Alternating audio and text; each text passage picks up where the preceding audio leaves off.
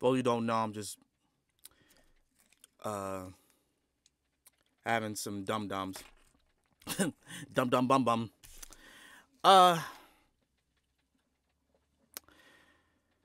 So, just to clarify this, I did do a review of Cosmic Fury.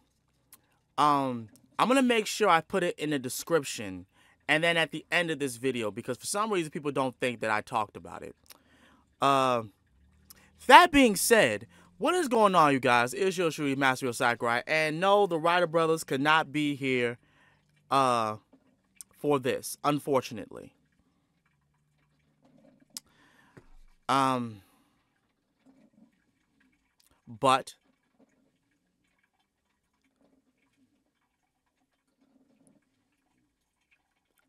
I don't think they wanted to, you know, to talk, but like do a reaction with me about this, regarding the fact that like it's literally almost the same John Brown thing. It's the same team, so why even do that? I feel like it would be redundant if we just kept doing that. More so, y'all want us to react to more Sonic stuff, and I'm telling you that's going to be coming. I'm telling you, I don't want to do it without them. I really don't. That being said, hold on, let me make sure that because for some reason I don't think I do. Okay, just making sure. All right, I was about to get scared for a second. Thought I didn't have the intros and outros, but I do. That being said, Linkara just dropped this an hour ago. Literally an hour ago.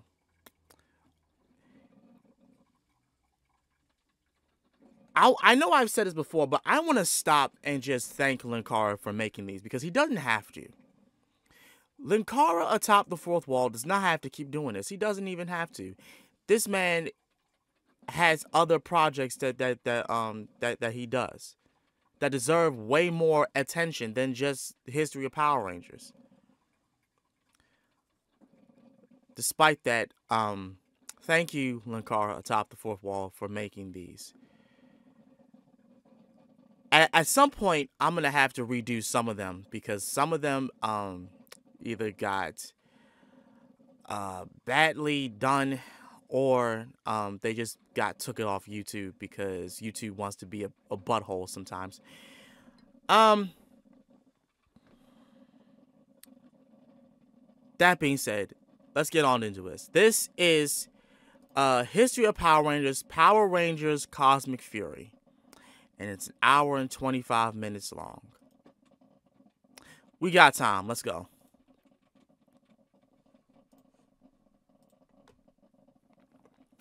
Make sure to like his video. And if you enjoyed his reaction, show your support. I was promised a report on weapons capability. This was just flailing. Flailing? It wasn't even in time. Lord Zed, Emperor of Evil, Destroyer of Worlds, and Hater Supreme. Welcome, my friends, to Power Rangers Cosmic Fury. Oh, I like that. I should clarify something from last time. Several people were annoyed by my segment talking about Beast Morphers and how I didn't think it should take place in the Prime Universe. Putting aside their own thoughts on how they felt it was decided from the first episode, with the villains being mentioned, not really. Mayor Daniel says every monster in every dimension before listing off the villains, which to me implied they were threats from other universes.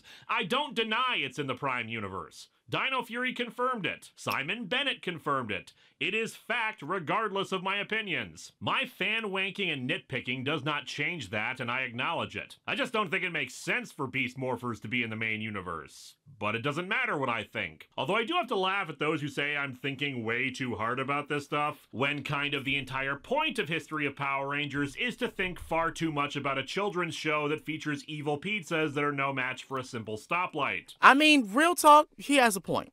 Because what's the point of even extending the possibility of what else could happen in this universe if no one talks about it because it's a children's show?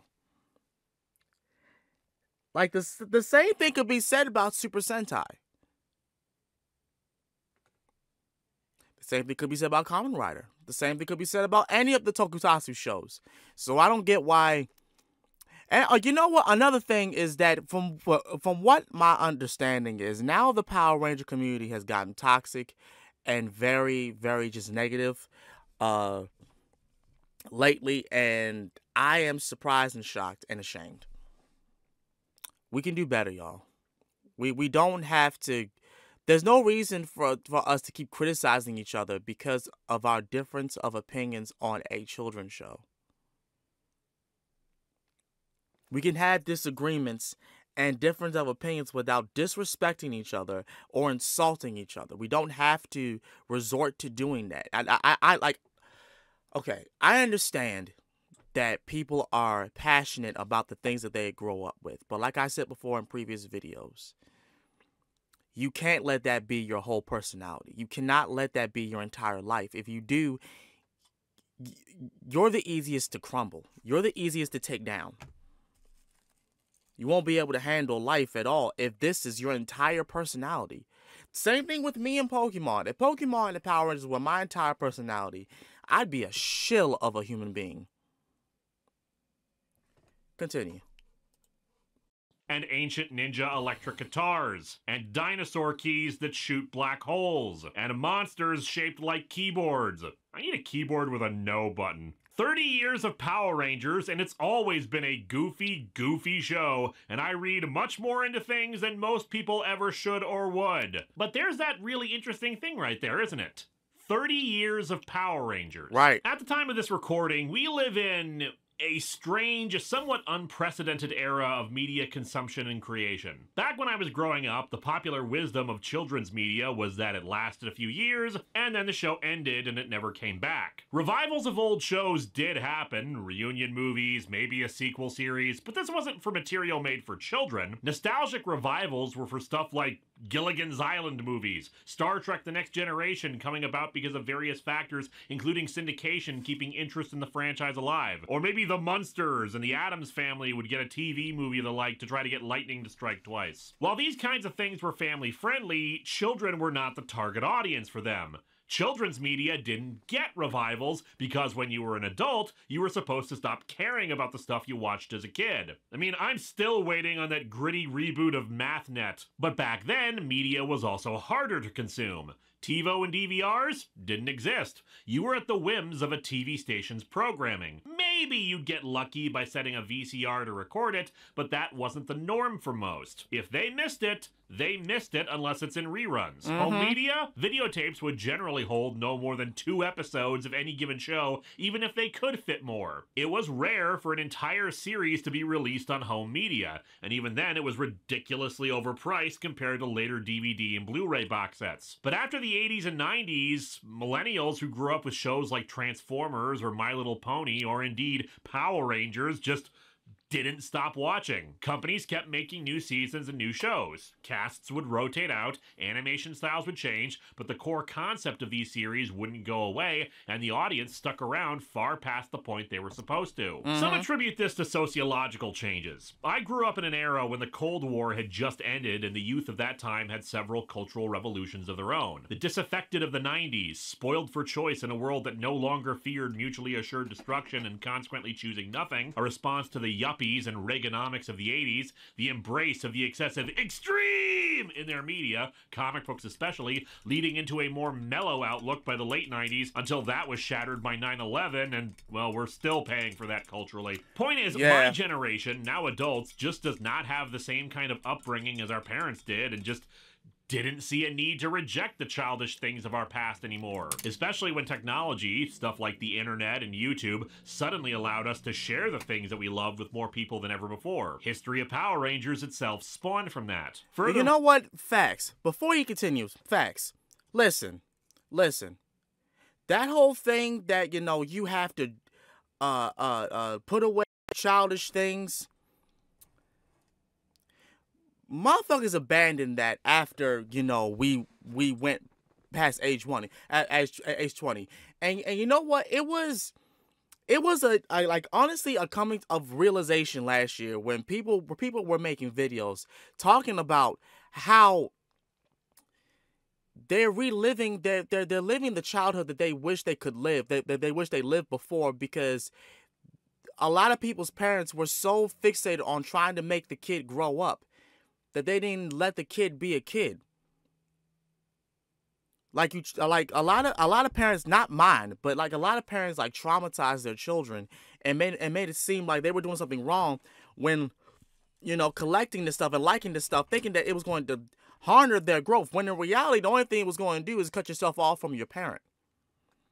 Because your parent is stuck in times where you have to like grow up and mature to be this hard shell of a human being just so that you could endure the world. When in reality, those hard shell human beings turn out to be the most broken, the most hurt, the most damaged, to the point where you can't really have a conversation with them without them being insulted.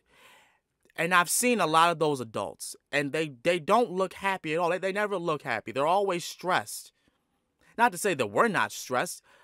We are. But we have a caveat. This kind of stuff. We didn't abandon this stuff because we didn't want to grow up. We didn't abandon this stuff because we knew we didn't have to. We could grow up and still like this stuff. We could grow up and still collect this stuff and still talk about this stuff and share with this stuff about others, because lo and behold, the internet made us realize we're not the only ones.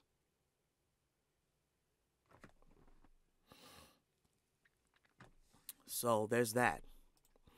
More millennials are adults with their own children now, and with streaming services and entire series released on home media, those adults can share the things they enjoyed with their children and make new fans. And that same media is catering to those adults. There's merchandise specifically for the people who grew up with stuff in the 80s through the 2000s that's just bigger, more expensive versions of the toys they had when they were kids. And I don't think there's anything wrong with that. There isn't. I'm just saying it's unprecedented. The nostalgic boom of the last decade or two is not like the one those parents in the 80s had. You didn't see them wearing shirts mashing up Star Trek the original series and the Mary Tyler Moore Show or something. You didn't see new versions of toys made for Frankenstein Jr. and the Impossibles, but intended for adults. And thus we have the bizarre situation that's before us today. Children's media that is also specifically pandering to adult fans. Power Rangers Beast Morphers featured the return of Venjix in the finale. Was specifically planned to have Venjix return and tie up a loose end that had been left at the end of its series just over a decade beforehand. They made tons of references to past Ranger series. They did. Brought back actors from previous seasons when they were under no obligation to do so,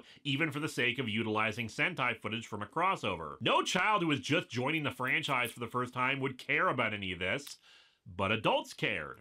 Adults talked about it. I, as an adult, talked about it. I started making a massive retrospective series over a decade ago about a children's franchise, and it's probably my most popular thing I do, with people still asking, when's the next one? And have you stopped uploading old ones? And as someone who's... Oh my God.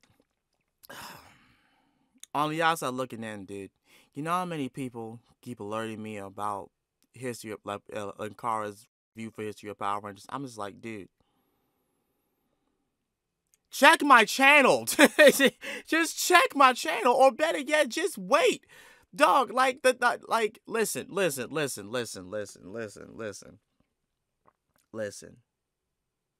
I realize that there are some of the reactions that I did that are not specifically on YouTube. They're on like the Google Drive link that I did, because I said fuck all that, and I didn't want to, you know, take away the things that I was talking about out of the video just to accommodate the stupid copyright. So I went and did what I did.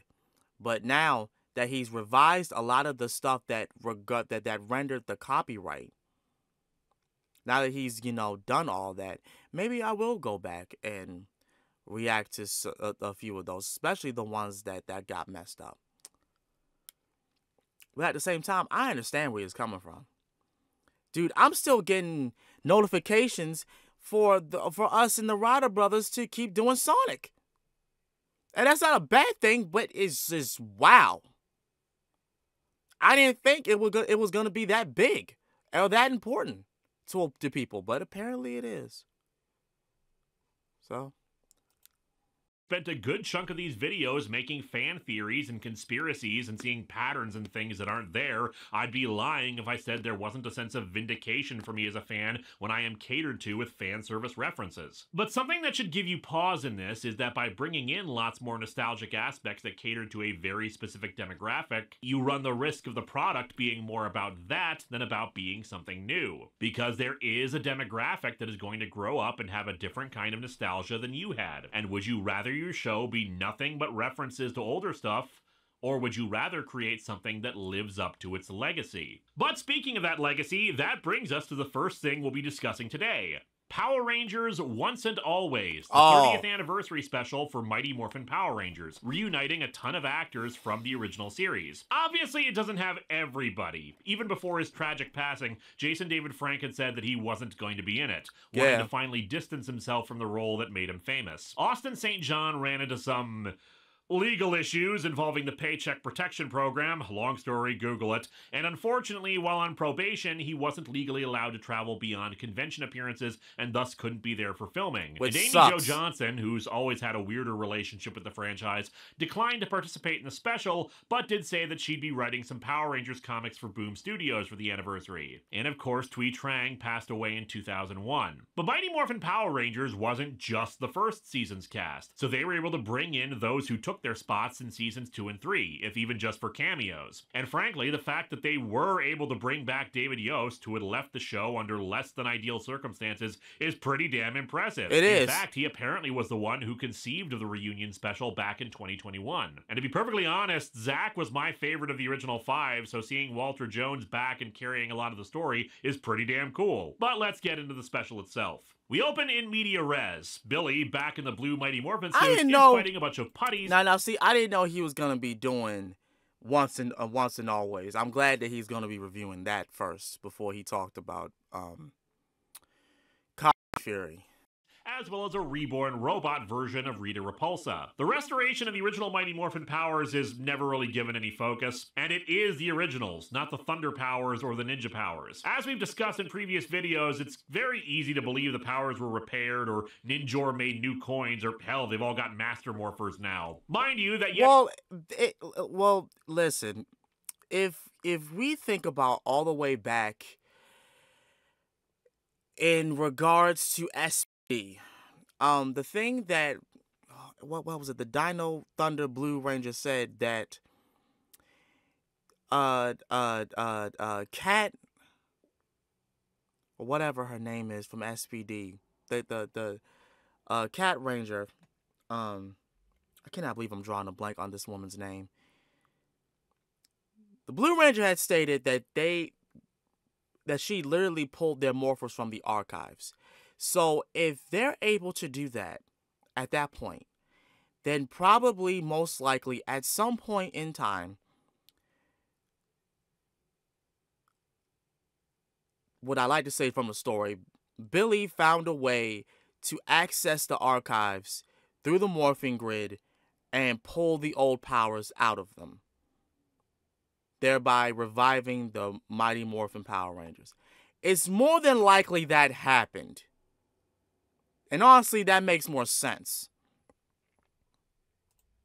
Yet again brings up the age-old question of, wait, if there are past Ranger teams who still have their powers and are active, why aren't they helping out the latest season? Well, you could probably say their powers were only restored recently, or they're fighting other threats, or hell, especially when it comes to this team, maybe they're just retired. They've done their bit for King and Country, and while they're happy to help in a pinch, as we saw with them in Beast Morphers, they finally took up the offer from back in Doomsday to live their normal lives and can't be expected to spend every waking moment fighting the good fight when there are others taking up the job. It should be noted that this is not just a return for the Rangers, but two very missed aspects of the original series. Barbara Goodson playing Rita again, and Ron Wasserman back on music. No new full songs, but his score is still good. Why'd you lead me here?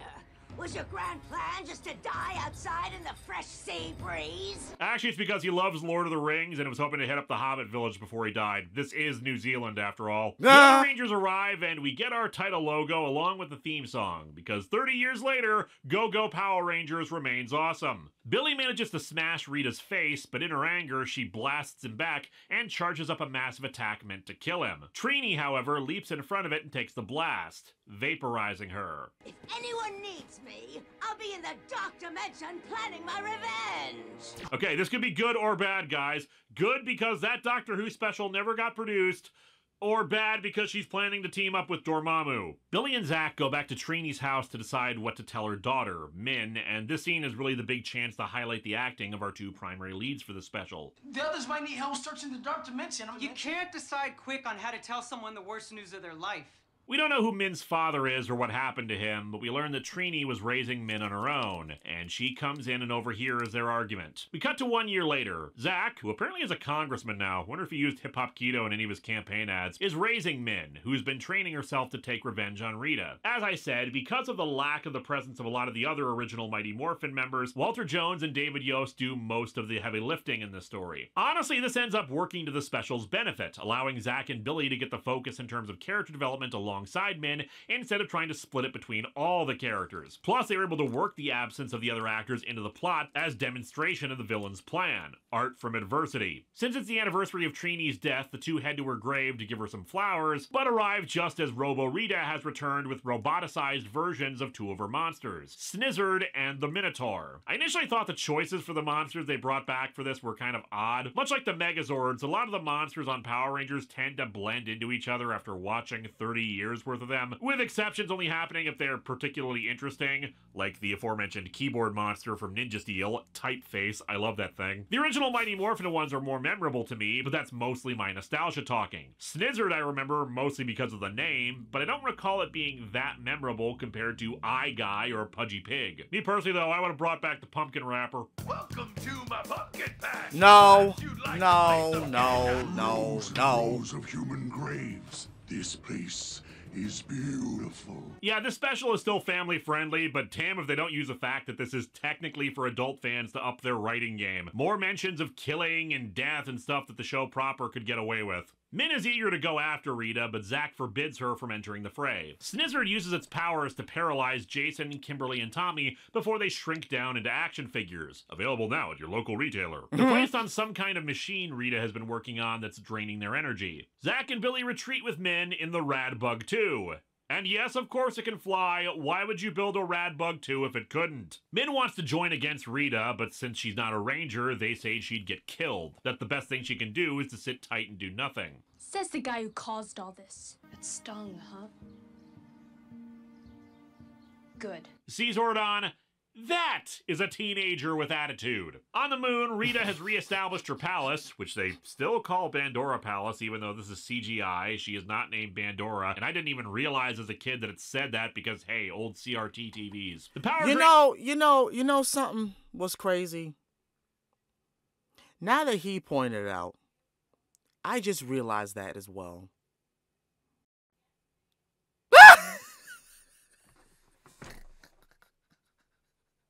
I mean, hey, at least they stayed true to what was in the old show. I can't even be mad at that. I really can't. You can't be mad at that. On our heroes is pretty slow, so Rita prepares to attack the Earth to lure out more Rangers. Wait a minute, let me just make sure of something before. Okay. I always gotta make sure, y'all. Not just the Mighty Morphin team, to grab more for her device. We cut over to Cranston Tech, aka Billy's company, aka the new command center. I do wonder if they asked to use the House of the Book again for filming. It's still being used for occasional location shooting by shows as recently as 2023. They wouldn't have to hide the non-desert environment for it either, since obviously Cranston Tech isn't located on Vasquez Rocks anyway. Anyway, inside the command center is Alpha 9, and yes, Richard Horvitz finally returns to voice the character. I was so happy. The fact that it's been 20 years since he played the role is noticeable. It still sounds like him, but Horvitz's voice sounds decidedly more raspy than it used to. A little more Invader Zim than Daggett, if that makes any sense. It's good. You know what's crazy? A lot of us don't realize that change and people's voices do change. But you can't blame them because of it. You can only blame the people who prolonged their return. Because, in my honest opinion, the voice of Alpha should have always been him. But we already know the reason why it wasn't. We already know why. So, yeah. I'm just happy he's back. Good to see you again. Been a while. Aye, Zach. When are you going to introduce a bill for universal basic income? A flashback reveals how this all started. Billy theorized that Zordon may not have been dead after the Z-Wave, that his energy could be reconstituted back into him. They detected a powerful presence in the residual particles and drew them in, but it turns out they accidentally grabbed Rita's consciousness instead, washed out of her body as a separate entity from the woman she turned into. This is consequently how people theorize Zed works with his resurrection last season, that Lord Zed is a separate force from the body he was in and could thus be resurrected separately. I find that dubious, but for the purposes of storytelling, we're going with that. Anyway, Rita's consciousness... Well, I mean, if you look... If you read the comics, and Boom Comics, Zordon and Zed have a conversation. And it basically... And honestly, I think in the old series, they talk about it, how him and Zordon are part of the same energy. They're part of the morphing grid. And it gets a little bit more deeper in the comics.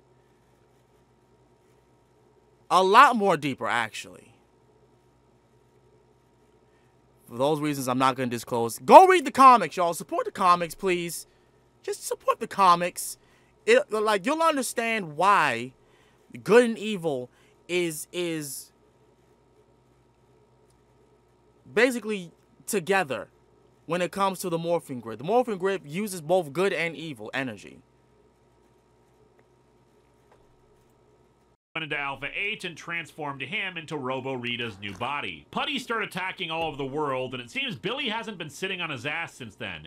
He's established the Bandora Protocol, a massive network to warn all other Power Rangers teams about Rita's return from the Dark Dimension. So, like, the Rangers are all in contact with each other. An entire protocol is in place for Rita's return. Why has nobody been talking with each other about Zed's return? Or was this little Ranger group text set up after Zed returned and they realized, you know, we should really have a way of contacting each other about this stuff? According to Simon Bennett, Once and Always takes place before Dino Fury, but isn't this exactly the kind of thing the Bandora Protocol was set up for? Or was it just for Rita? God, Master Org is gonna come back again and nobody's gonna hear about it. Consequently, there does seem to be some confusion on the timeline. Not Master Org. Simon Bennett said this takes place before Dino Fury, but I've already read other sources claim that the events of Cosmic Fury lead into Once and Always. Honestly, they could go either way. It's not like one directly references the other. I'm doing it in terms of release order. In any case, while Kim and Jason are out of action, Kat and Rocky are not, so they get summoned. Rocky became a firefighter, good for him, and Kat confirms that she was taking care of JJ, who is her and Tommy's son. Yes, it's official confirmation that Tommy and Kat ended up together.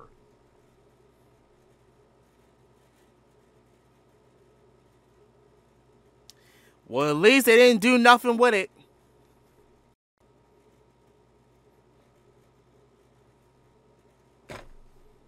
Again, no complaints.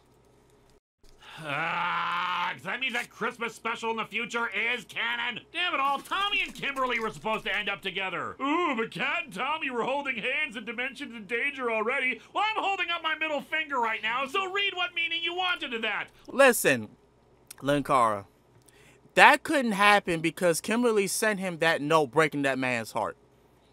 You can't go back to somebody who just shattered your heart like that through a note stating that she met the man of her dreams. So I don't,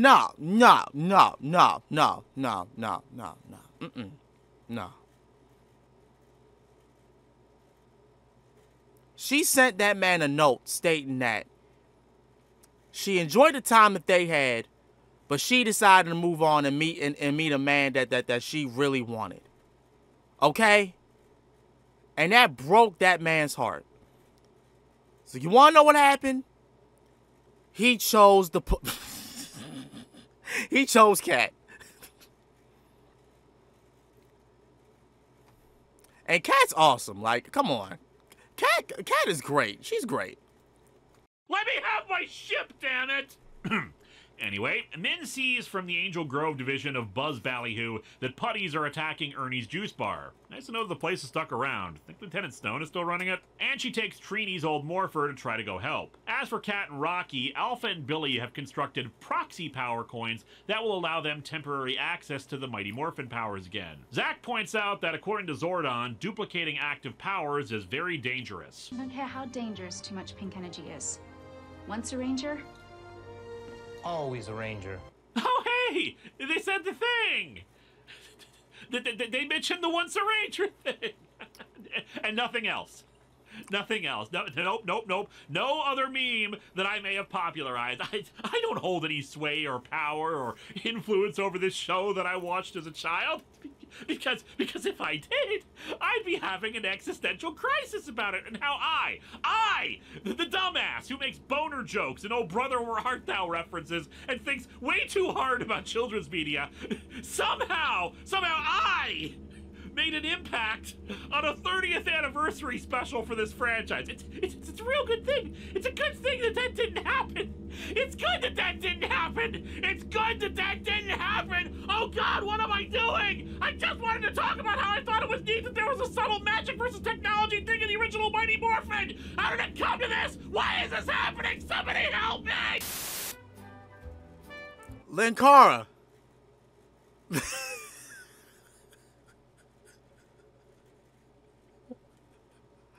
This man had a whole breakdown. Holy shit.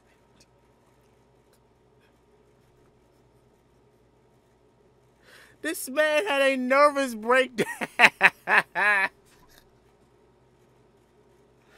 Oh shit. The car is gonna be okay, yo. It's gonna be okay.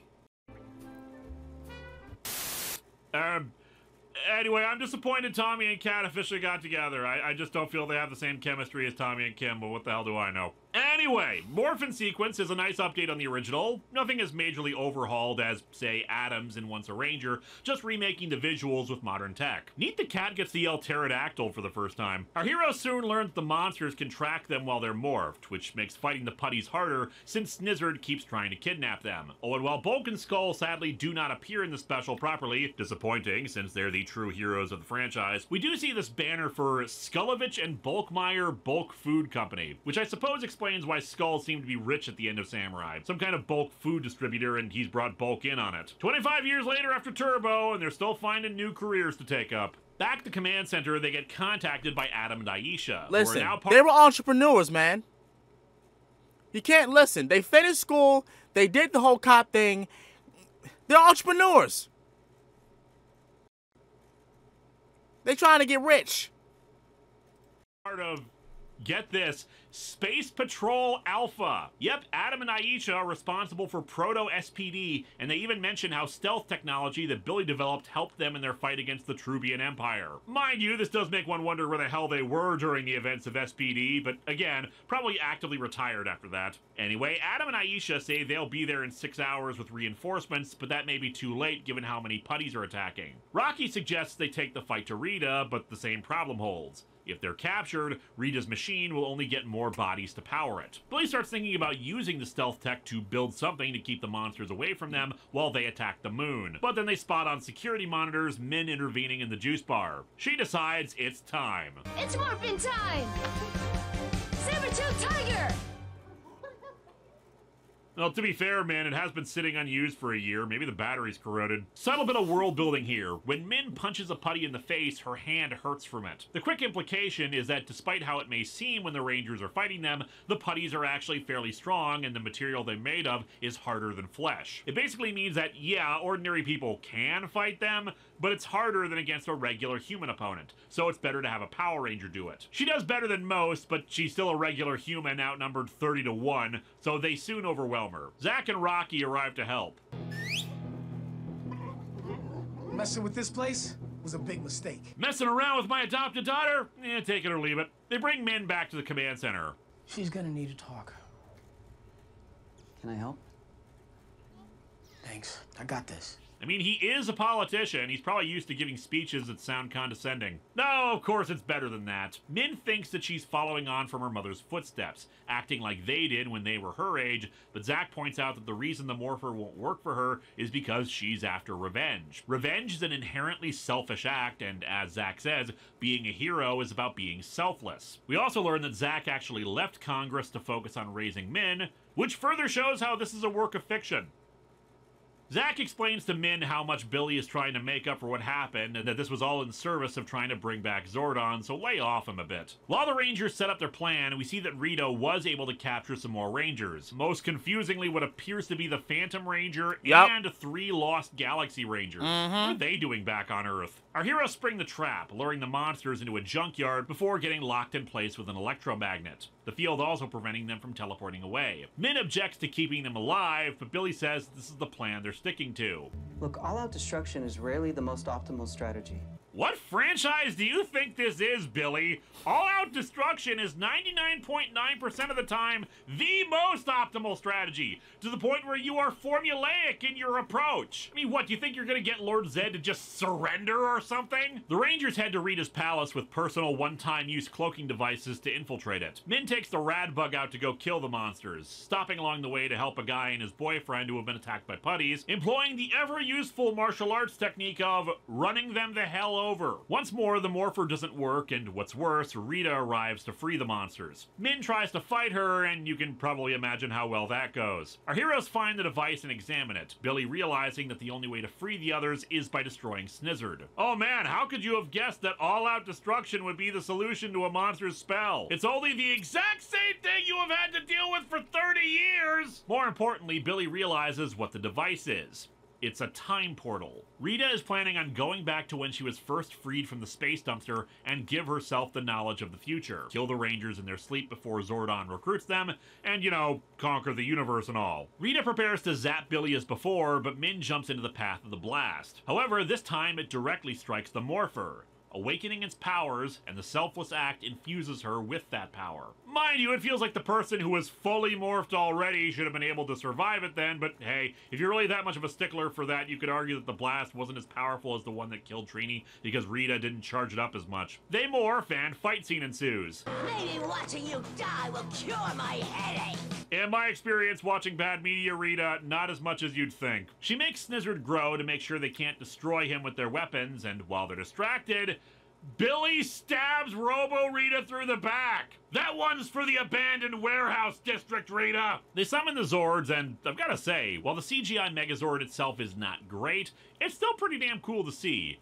But a lot of praise should go to the recreations of the Zord summoning. In a few spots, it looks like practical models, and it's very impressive in that regard. And it's still a giant robot fight on the moon, and that's pretty damn awesome. Robo-Rita revives and activates the portal, but Snizzard gets destroyed, freeing the Rangers and blasting both the device and Rita herself once and for all. And we'll never see her again. Adam and Aisha arrive to take the action figure Rangers to Aquitar to restore them to normal. Adam even mentions the Equation who hooked up with Billy and Zeo misses him, making me wonder why they didn't just make Billy officially gay or bi in the story. It's also neat we have Adam and Zack shake hands, since of course their actors were never actually on screen together before. And after saying their goodbyes, Zack, Billy, and Min hang out at the juice bar. So what do you think of your communicator? Love the vintage aesthetic. You say that, but smartwatches are a thing now. The juice bar is weirder for keeping up the vintage aesthetic than the communicators. Min formally apologizes for the cruel things she said to Billy and talks about how the Morpher showed her memories of back then. Billy thinks that maybe he shouldn't give up on recovering Zordon, and we end on a loving tribute to our late friends. Once and Always is pretty damn good. It is. There is an argument to be made about whether incorporating an actor's death into a character death is appropriate, especially when from a narrative perspective it ends up being part of another character's motivation, but I think this was handled pretty respectfully. It displayed some legitimately mature storytelling by making one of the central plot points a major character's death and the reactions around it. And yet it never loses the feeling that this is Power Rangers, cheese and all. Is it perfect? Hardly. Some line deliveries are weaker than others. Is it the best anniversary episode? Nope, sorry, Forever Red still wins there. but it's fun. It lets us catch up on a bunch of familiar characters and ensures that the legacy of this team remains intact. It includes genuinely good dramatic moments for David Yost and Walter Jones, particularly when they're arguing about whether to tell Min the full truth about her mother. It's not doing Megaforce over again by bringing in everybody. I feel like they should have done more with the time travel idea, but obviously budget constraints and all, along with Rita, our old enemy Money, returns. But it's just a fun nostalgia trip to see these characters together again, training the next generation, and that sometimes the things we love can come back. That we can get some resolution and a nod from the franchise that their stories aren't over. Right. But we shouldn't dwell on them forever or deny the next generation their inheritance. Now then, since we showed that Walter Jones is still a damn good actor, can we finally get a frickin' resolution for Space Cases already? It's possible that this is going to be the last time we see the old guard at all, aside from Cosmic Fury, more on that soon. Rumors always abound of a Power Rangers reboot, and the introduction of elements like Proto-SPD means that they're actually paying attention to how the show is supposed to work in the Universe 2025. But if and when Power Rangers returns, and if they decide to continue instead of rebooting, look, I'm gonna say it, I really, really hope they don't bring Zordon back. I feel like it cheapens his sacrifice and the emotional impact it had if they were to restore him. This isn't like Lost Galaxy, where Kendrick's sacrifice came about due to the actress's health issues and they decided to bring her back for a happy ending at the end of the season. This was the team's mentor of several years who gave his life to save the universe. One of the biggest and most impactful moments of the franchise. To just fully bring him back to life would be a mistake. For God's sakes, I've done 2 musical montages for it. What about the musical montages, damn it? Do they mean nothing to you? According to Simon Bennett, apparently the original concept for Once and Always would have featured a new monster based off of a toy that had been buried in a time capsule since the 90s. The monster would throw nostalgia bombs that turned things around into 90s versions of themselves. A cute idea for a one-off episode, not for the 30th anniversary special. Also, Alpha 8 is just dead. What the hell? But while this is the general send-off for the Mighty Morphin crew and the 30th anniversary special, we also had the 30th anniversary season. And for the first time in a long time, we've got returning actors and continuations of their characters' stories. With one exception. Simon Bennett confirmed that Andrew Lang withdrew from voicing Lord Zed for Cosmic Fury due to online harassment, which is just terrible. To quote Bennett, is terrible. I think being told he had ruined someone's childhood was the last straw. Oh my People God! had moved on from that kind of talk. Well, the first outing of Lang as Zed and... for real? Listen. I'm gonna be real with you. If the voice actor wants to come back, then they should. But if they don't want to, and they get a new voice actor, we should not be harassing them or sending them threats, stating that they are the reason why their childhood was ruined. I think that is so weird and wrong. This is the toxic fandom that I don't like. I don't like this. The fact that you think that things that you remember as a child should be to always stay the same, even though they're literally doing this just to make sure that no one forgets about that said childhood. It doesn't need to be perfect. Y'all are asking for the... Listen, even the voice of the original Alpha came back, and his voice has changed. So what would be the case if the original voice actor of Zed came back, and his voice didn't sound the same as it was back then? Would you still have a problem? Yes. Because a lot of you just want to complain just to complain. Like, come on, y'all. We gotta stop this bias. We really have to stop this bias and this toxicity, because it's the thing that's killing a lot of fun for a lot of fandoms and a lot of things that are coming towards the future. We have to stop this. That's not right. Season 1 was a bit rough. Season 2 Zed was great. I mean, I just don't know what some fans would expect. It's not like we can resurrect Robert Axelrod. Right. Unless their solution is AI voice replication, which I think my response to that would echo the logic. Like Season 2 voice actor of Zed was perfect. No one had an issue with it back then. So I don't get why. I just don't understand. I just don't. Sorry. Oh, God. Oh, my God. Oh, my God. I just don't understand where this level of entitlement and just whining and complaining is coming from. I just don't get it. And wisdom of a Vulcan. Go to hell. Taking over for Zed is Straight to Fred hell. Tatasciore, another prolific voice actor who apparently voiced Goldar and the Putties in the 2017 Power Rangers movie. The basic voice is fine, a little more screechy than Lang's, but why is there no filter on it? Could they just use the same filter they had for Lang in Dino Fury Season 2? Right! If you listen closely, there is some kind of effects work done on it, probably just adjusting the pitch, and it's causing some errors in the audio, but there's no distortion added in over it. Yes, I am thirsty for conquest. It's not bad, but like Lang, it takes a while for him to grow into the role, and the lack of effects on it is an issue. And a lot of the time, it becomes generic, loud, gravelly villain voice. But let's get things going with the first episode of the season, Lightning Strikes. We open on the planet Zordnia, which, like the Morphin Masters, actually is an obscure bit of Mighty Morphin Power Rangers lore, the source of the Shogun Zords. Right in the middle of a huge battle that really shows off the Netflix money. Sweeping camera moving around a battlefield as our heroes fight alongside the Morphin Masters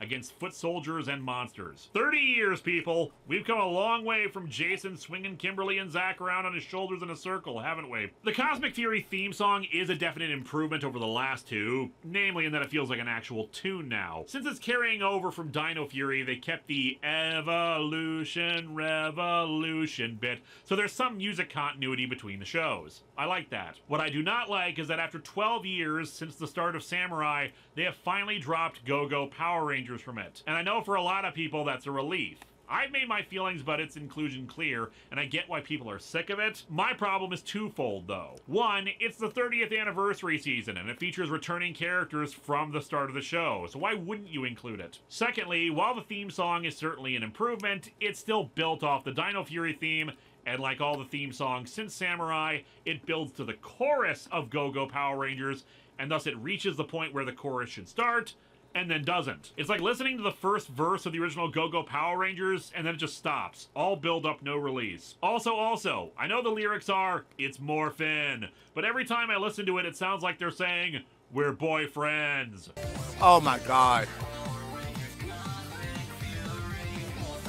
Zed was freed from the Crystal Prison by Bajilia Nair, the alien CEO of a weapons manufacturer. They came to Zordnia to mine it, but came across Zed's prison. She realized that by freeing Zed and starting an intergalactic war, they could massively profit off of it. She's putting their entire business in his hands for troops and supplies for such a war, which seems odd, you know? War profiteering requires a company to sell that stuff, and it's not like Zed has any money. Strange, isn't it? Stranger, though, is that the Dino Fury Rangers are not the only Power Rangers present at this battle. For joining in from the first to the last is Billy, whom Ollie recognizes both in admiration as a fellow Blue Ranger, but also his work as a scientist and owner of Cranston Technologies. Careful! You're gonna make your girlfriend jealous. I wouldn't worry, Amelia, unless Ollie was secretly a fish this whole time. Ah! But even Billy isn't alone. Mick is also hanging around during this battle, apparently having been the one to bring Billy here, the two having gone on a research trip to the planet. Amelia uses her telepathic abilities to fill in Mick, and the rest of the audience who may have missed it, on what happened at the end of Dino Fury. We're soon introduced to Bajilia's daughter, Squilia,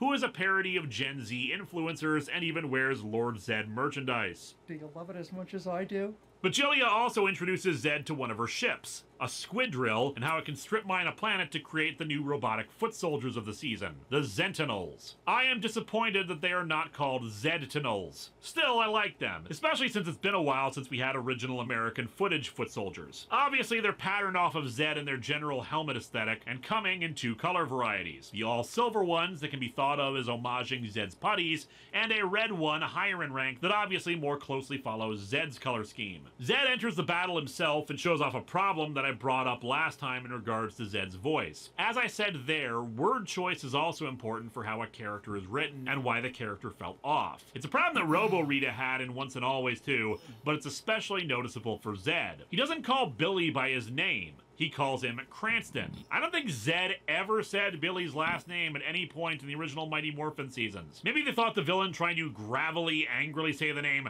Billy just come off as too goofy, but I couldn't say. I just know that it sounds off when they do it. Squillia summons a monster called Dewdrip to join the action.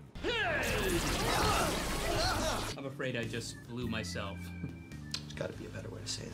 Despite spraying all the Rangers with it, Zed says that it's specifically designed to turn one of them evil. Ollie. And it works. A mind-controlled Ollie, equipped with the Cosmic Gateway Key, opens a portal that Zed blasts Zato into. The portal closes, and they get the key away from him, but they've lost Zato again. With our heroes down 2 Rangers, the Red Morphin Master empowers Mick with the red Ninja Steel powers he had that one time to help even the odds. Unfortunately, the villains have their own continuity villain to aid them. Scrazzle works for Basilia now, and has constructed the Master Captivator, a cannon and storage device that captures the Morphin Masters. Oh no, our Deus Ex Machinas! Before he's taken, Master Red tosses aside his staff over to Javi, who gets a vision of some kind of spot on Zordnia that's struck by lightning, instructing him to go to it. Our heroes teleport to it, Mick revealing that this is the legendary Altar of Zordnia, which is what he and Billy were looking for when they came here. Apparently, like the Shogun Zords, there's another lost group of ancient Zords that have fallen into legend, the Cosmic Fury Zords. And since our heroes have lost their own Zords at the end of the last season,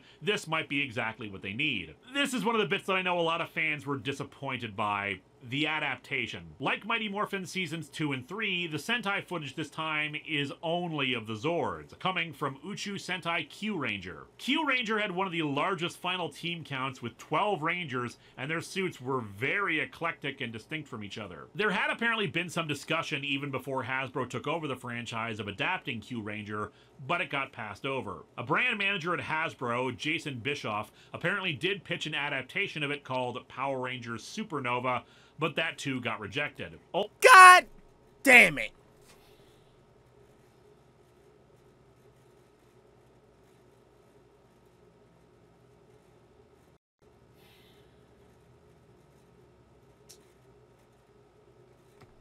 You know, I shouldn't be upset. Why? Because at least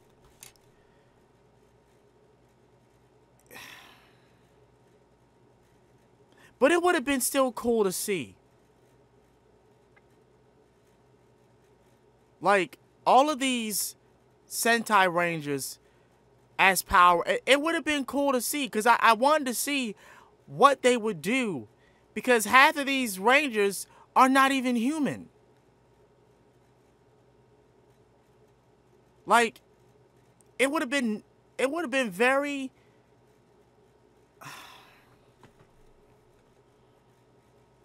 And then one of them's a child. Like, the one that's on the right is a small kid. Like, it just would have been nice to see.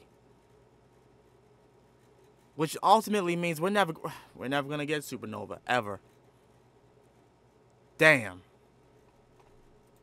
Ultimately, the decision for why Cosmic Fury doesn't adapt the suits is threefold. The first is that with 12 Rangers and only 10 episodes, though apparently the season was originally planned to be 20 episodes, so we have the opposite problem from Dino Fury, was seen as difficult at best, so going with original suits mitigated that issue and let us focus on the team as it existed already. I suppose you could upgrade some of the supporting cast in Dino Fury into new Rangers, like Jane, Javorg, and Tarek or something, but it's still a lot and not a lot of time to do much with them. The second problem was logistical. Power Rangers does try to match any original fight scene footage with locations that look similar to the Sentai footage, as I pointed out in particular with Megaforce, so they save money on that kind of work by instead focusing on new fight scenes with suits made specifically for Power Rangers. The third reason is toy molding. It's easier to create a generic toy shape for the various Rangers if they're all similar in design, versus Q Ranger suits all being relatively distinct from each other. Even though, ironically, Hasbro didn't end up producing any Cosmic Fury figures at the time of this release. It's a shame, because I think the Q Ranger suits look pretty cool, but ultimately I'm happy with Power Rangers doing its own thing whenever possible. I mean, I am too. I can't be too mad about it, because for one, Q Ranger was very, very distinct. And it is true. Each of the suits is very different Very different. And despite the fact that Hasbro, you know, has been making a lot of Power Ranger stuff, right now they're having complications with that. So I guess that was the better idea, you know? It just sucks. Still. But oh well. If they're all similar in design versus Q Ranger suits all being relatively distinct from each other. Even though, ironically, Hasbro didn't end up producing any Cosmic Fury figures at the time of this release. It's a shame because I think the Q Ranger suits look pretty cool, but ultimately I'm happy with Power Rangers doing its own thing whenever possible.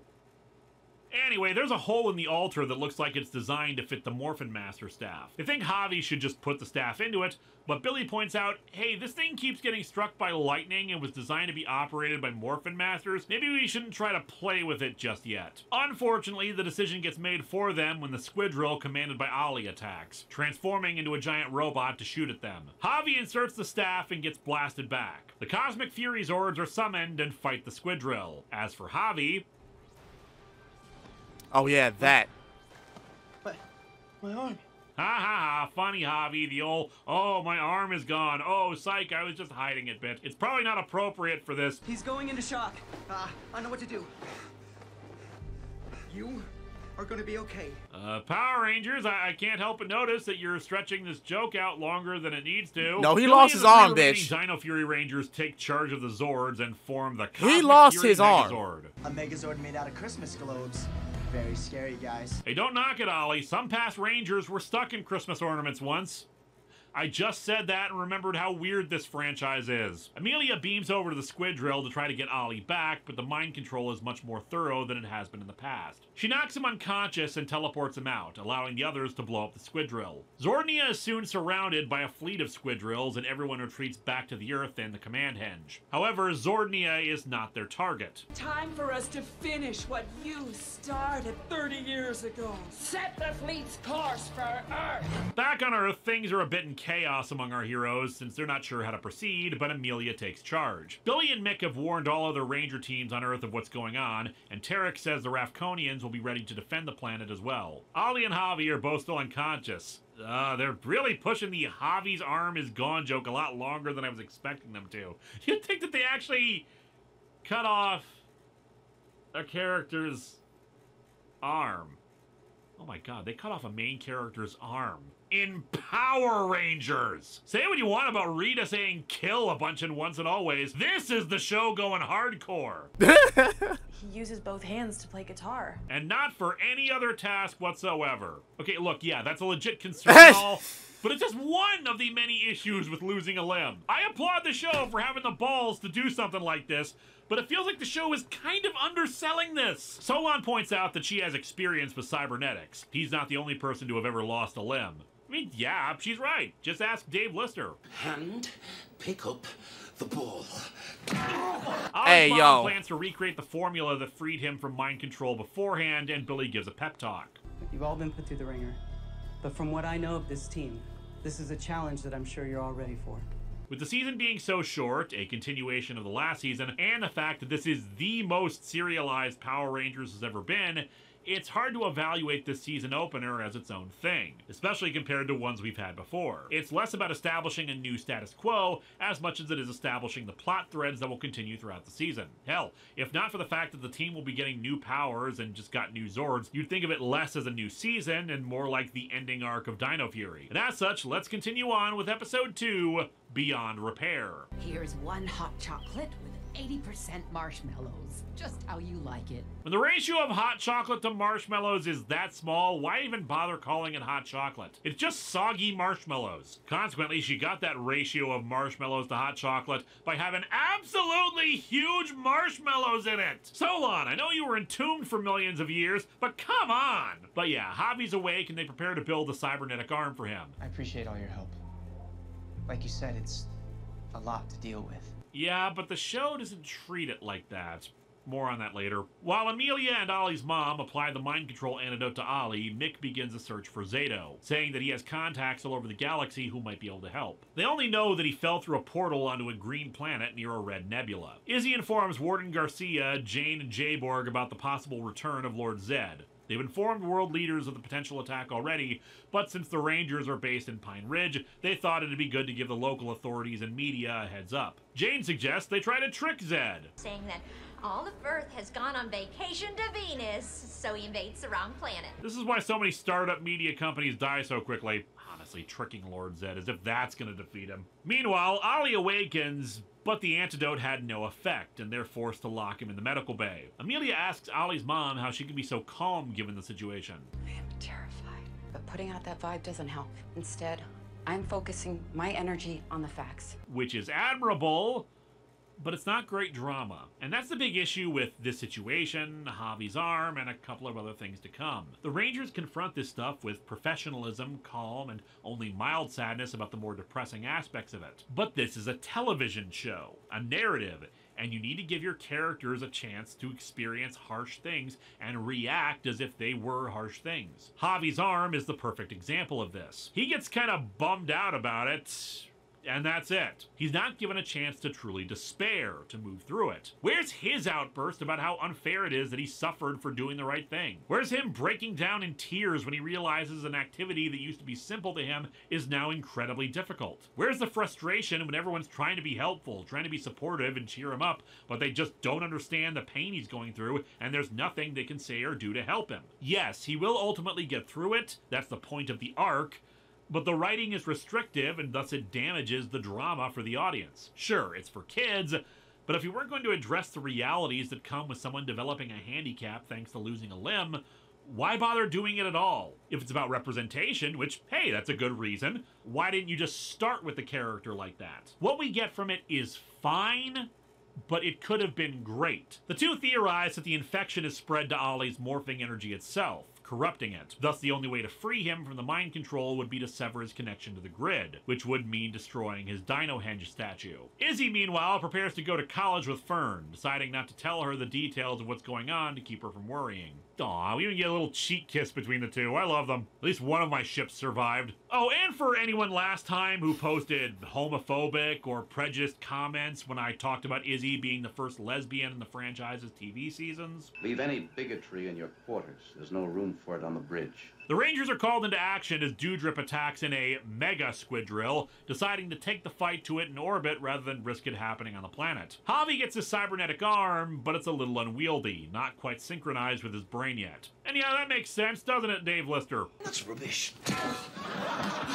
The arm is designed to be adaptive, so it'll eventually sync with him properly, but his flailing uncovers a great big red button that must never ever be pushed. In the meantime, Amelia and Ollie's mom have come up with a plan to use energy from the morphing grid to purge the corrupted energy from Ollie's system. They decide not to wait, since they need the team up to full strength, so Billy and Ion are tasked with distracting anyone who comes to Dinohenge, while Izzy uses a key to camouflage the area. Unfortunately, this is also when Fern decides to stop by, looking for Izzy. Javi goes to retrieve her, and strangely enough, his cybernetic arm is still visible on his Ranger outfit. I'm curious why that would be. Ranger suits have aged up a child, fit a large dog snout into a more human-shaped helmet, and we've had robotic Rangers before. Why wouldn't it just adjust to the presence of the arm? I mean, visually it's cool, it's just... I mean, I think the fact that because it's bulky and it, you know, is more detailed, I think the morpher just lets the arm be, and believes that it's stable enough to,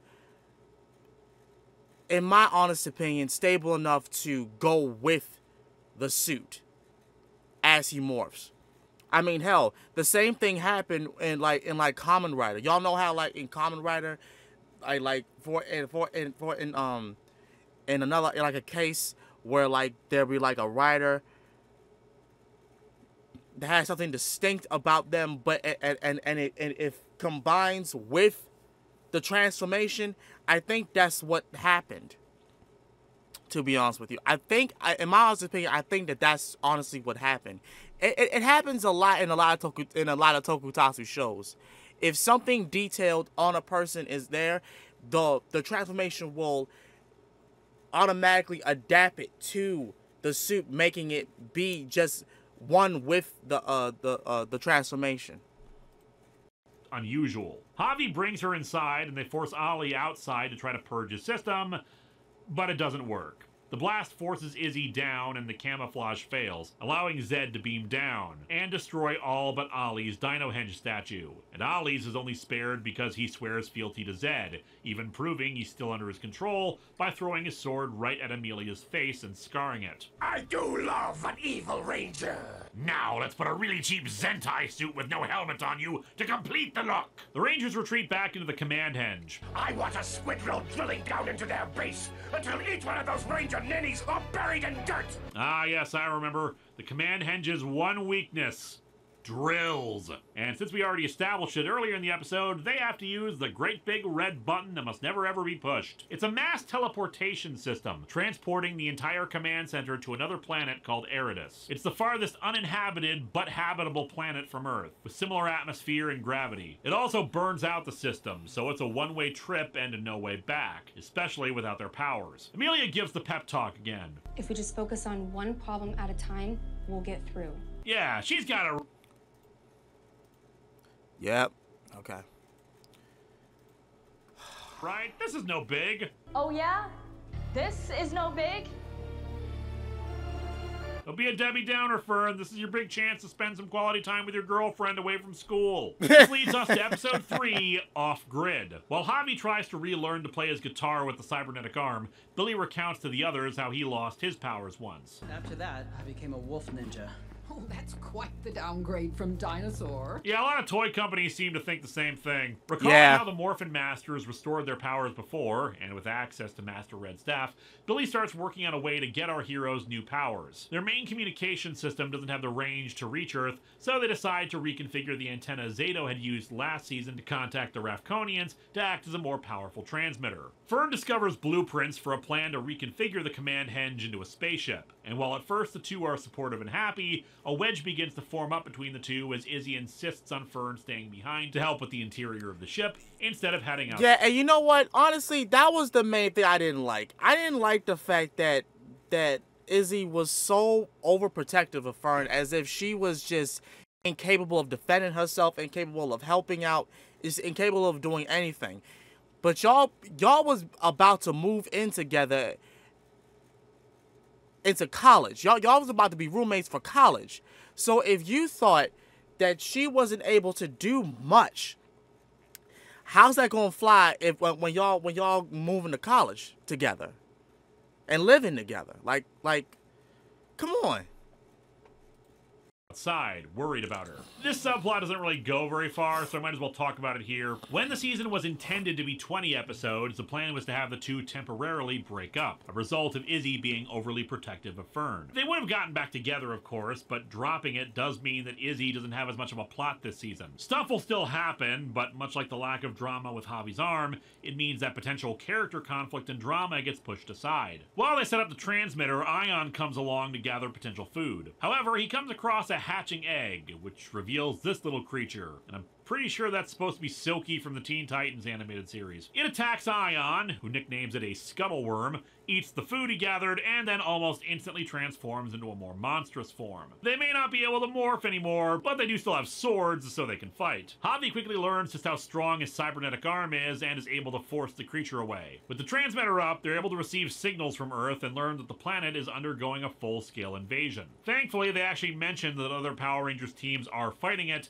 but General Shaw reveals that there's some sort of force field around the planet that's preventing the Rangers from summoning Zords. They decide not to tell the Earth where they are. After all, they're still vulnerable, and Zed might decide to send some forces to wipe them out. Although I'm sure inputting your credit card information would be fine. You know, Sokka, Ollie reaches his mom and claims that the grid energy did cure him, but he had to deceive Zed. He's looking for his team, but while she hasn't been able to contact them, she did get a message from Mick, who thinks he's found where Zato ended up, the planet Lavina. Because evil is stupid, Ollie drops the act and says he'll go after Zato to attract the Rangers and destroy them right in front of his mom instead of keeping up the deception. While the Rangers deal with the scuttleworm returning, things are getting lit on Zed's ship. I am extremely confused, and I feel so old. In my day, we took over juice bars to do this. It's just weird if we're doing it for a phone camera. Ollie tells Zed about Zato's location and wants a team of monsters to go after him. Zed agrees, telling him to take Squillia's dancing team while she finishes conquering Earth. But Earth sucks! Agreed. Well, can't argue with that, got our number. Zed himself has another world he has in mind to conquer. Billy completes his work, unveiling the new Cosmic Fury Morphers. I kept the dinosaur theme. It just felt right. I don't know, man. Dinosaur to Wolf Ninja might be a downgrade, but Dinosaurs to Space feels like an upgrade. In any case, I like the Morphers, an original creation of this series, obviously. As stated, the dinosaur motif harkens to their previous powers, and now, instead of the Dino Keys, they have cosmic orbs as their power source, a hatch opening up on top to lock them in. The new morphing sequence is also still similar to the Dino Fury one, though now they float up into the grid pattern of the dinosaur, then swoop their hands down over their faces to form their helmets. It's pretty cool. But oh boy, it's time. Time to talk about the suits. Ooh boy, the suits. I freaking love these suits. I am so confused by so many people who kept ragging on these things. One person even saying in the comments, oh man, I can't wait for you to tear the Cosmic Fury suits apart. I like these suits. I've been complaining for a long while now about the suits caring more about their unique design elements instead of their colors. Finally, we have suits again that are focused on the individual colors, and the unique design elements are a complement to them instead of overriding things. Yes, the Q Ranger suits are cool, but they're also very busy, a little over-designed, and that's not necessarily a bad thing, especially when all the suits are relatively unique, but I think these suits are really sleek. Yeah, the foam outer portions in the torso is probably not necessary, but honestly, it's not distracting when the suits are in action and the fake muscles on them are more subtle than you'd think. I love the silver and gold highlights, and the shield is evocative of the Green Ranger shield from Mighty Morphin while still being its own thing. The helmets are carried over from Dino Fury, kind of like how I suggested they could work back with the powers transition of Mighty Morphin Season 3. Honestly, I kind of like these better than the Dino Fury suits. And hell, even Amelia looks like a massive upgrade, what with that very dark pink outfit. Yeah, now that she's the Red Ranger, Amelia's worried that this means Zato's dead again. No. If the morphing grid chose you to be the Red Ranger, it means it's reacting to something within you. And indeed, Amelia in these 3 episodes has stepped up to be the new leader. Oh, and I should note, the theme song has been reflecting the Rangers' powers, showing off only Dino Fury suits initially, then transitioning now into the Cosmic Fury suits, and a darker Dino Fury version for Ollie. The episode ends with the team receiving a new transmission from Mick, updating that Zato is on Lavina, but now Zed's forces have come too. With their powers restored, the Rangers decide to give them a test drive and take the Zords. And let me just say this now. While the suits are good, I don't have a problem with the suits. There was some controversy with her being the new Red Ranger. I'm glad that we got a female as a Red Ranger officially. Because for so long, we were getting female Red Rangers, but not for the main series. This is a Red Ranger for the main series.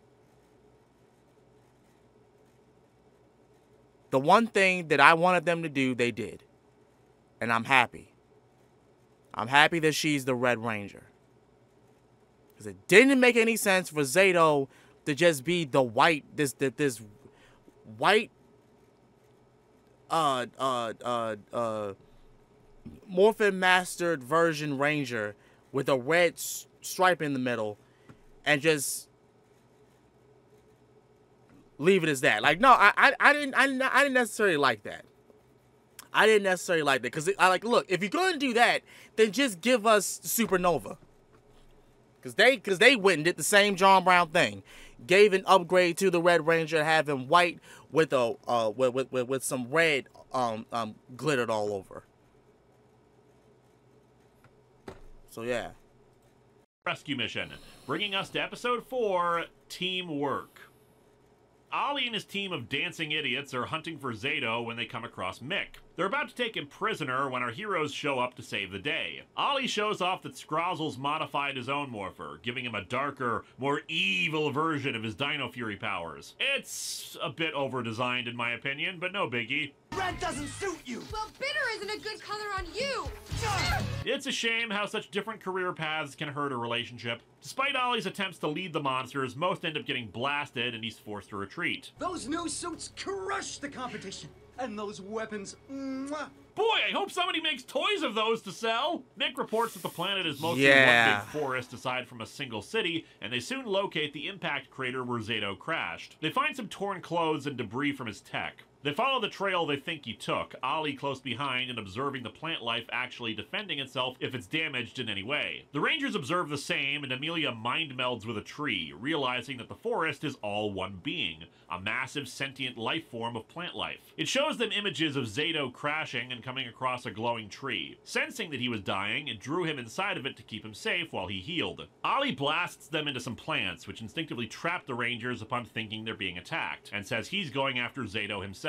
He's smart enough to leave some Sentinels to guard them, but of course Ion and Amelia can use their telepathy to communicate with the creature to get freed. As such, the forest drops a log on the Sentinels. Wait, did it break itself to do that? Isn't that like cutting off your own finger to stab someone with the fingernail? While the Rangers engage Ollie's squid drill, Ion moves ahead and finds an unconscious Zato. He tries to use his telepathy on him, but can't read him. Still, he wakes up and Ion thanks the forest for keeping him safe. The forest responds and tells Zato to appreciate the time he has left. Did that tree just talk?